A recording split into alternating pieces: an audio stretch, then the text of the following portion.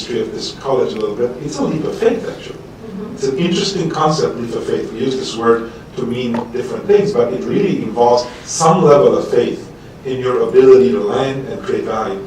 So we imagined, okay, we said, how would you do it? If you knew you could do it, how would you do it? So we started looking at DNA, RNA, viruses, lots of different molecules.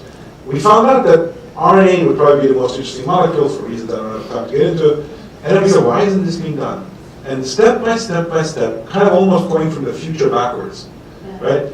We started filling in the technological gaps needed to go present forward to where we want to end up.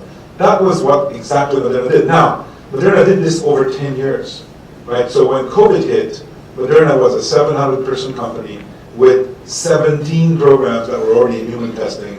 So the world didn't know about it. So when they found out about it, they said, oh, what's this company that's never even made a single product that's gonna... The answer is we spent $2.5 billion, 10 years, 700 people at the end, perfecting the platform that we then had to apply to an unsuspecting virus and hope to defeat it. That's kind of what happened. But the belief was in the platform and in this general idea that it could be molecules that could instruct your body what to do.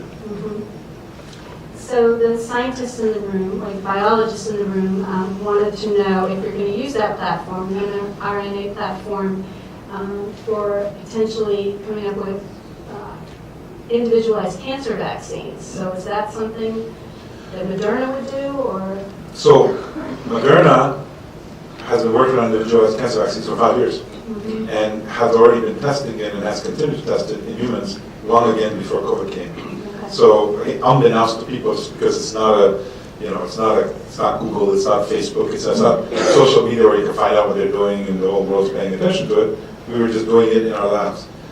In addition to that, we had 8 other vaccines that we were testing, our mRNA versions of it before COVID.